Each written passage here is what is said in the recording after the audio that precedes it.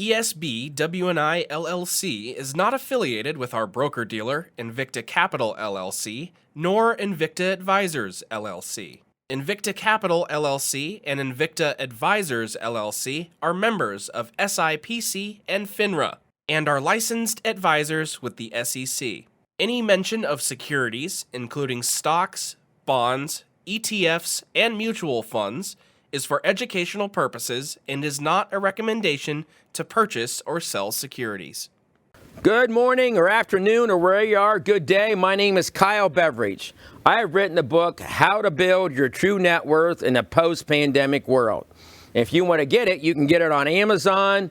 Right now, today is October 6th. You can type in Build Your True Net Worth. I have my own website for my book, and I've written this book for 3 reasons. Number 1, it's a little bit of autobiography to pass on to my kids and grandkids. Number 2, how to avoid spiritual and financial poverty or bankruptcy, whatever word you want to use. I've written in my book, Own It, one of the chapters in here. My best investment is not the stock I found. It's not gold, painting for gold in Colorado. It's my own business.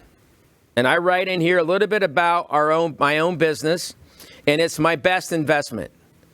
Many of you through this pandemic have gotten laid off, or maybe your job's temporarily shut down. If you've been thinking about starting your own business, I give you some tips that has helped me multiply my business 20 times over the last 43 years. And I'm not in Nashville, Tennessee, and I'm not in Charlotte, North Carolina. I'm not in San Francisco, California, or New York, or wherever that is a growing metropolis. I'm in Mansfield, Ohio. And if you've never been to Mansfield, Ohio, where my business is located, okay, it makes Detroit and Cleveland look like the Garden of Eden. We have so many shut down businesses, dilapidated buildings. You look out my window, and I'm kind of embarrassed when people come into Mansfield in my office, and I look out my window. It looks like Nuremberg, Germany in 1944. I have an old factory that the windows are all knocked out. The building's half torn down. It's a zone that's been EPA has basically wiped it off. It says nobody can build there, but it could be cleaned up. And I challenge the people in our community, the county commissioners, the mayor, why haven't we cleaned this up? When I built my building in 2001, it was the first new building built in Mansfield in over 40 years. Now, recently, one of my clients had just built another building in downtown. So our 2 buildings are the first new buildings in Mansfield. Mansfield was a population in the 60s and 70s of over 60,000 people. Now it's barely 40,000.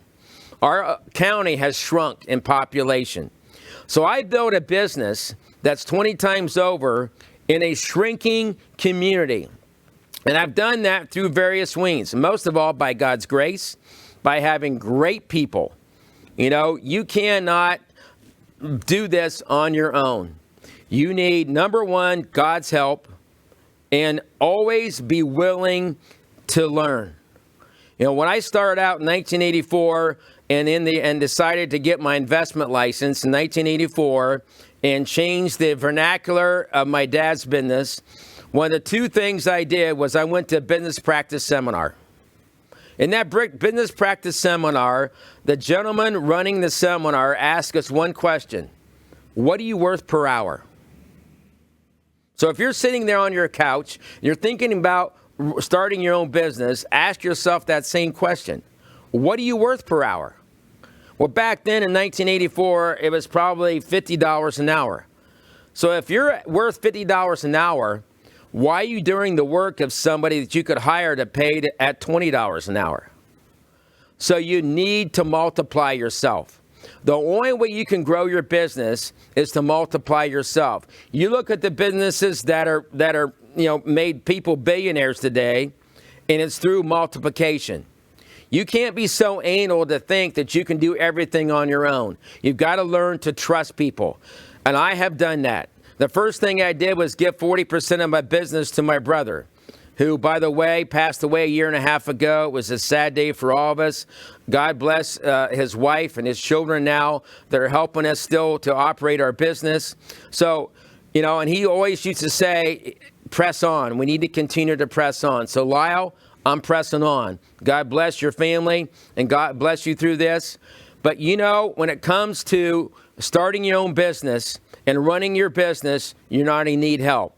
First of all, you're going to have to pray big and always be humble. Be humble to ask people for help. You have not because you ask not. And always be willing to learn. I'm 65, 66 years old. I'm doing these I never thought I'd be doing this. Heavens, I had a problem with stuttering in high school. I couldn't say 2 words without stuttering. And here I am doing these podcasts and live TV and live radio. Who would have thought that? But I think I have a message to tell you, a message of hope, a message of opportunity, and a message to get your butt off the couch and dream big. Thank you, God bless, and have a great day.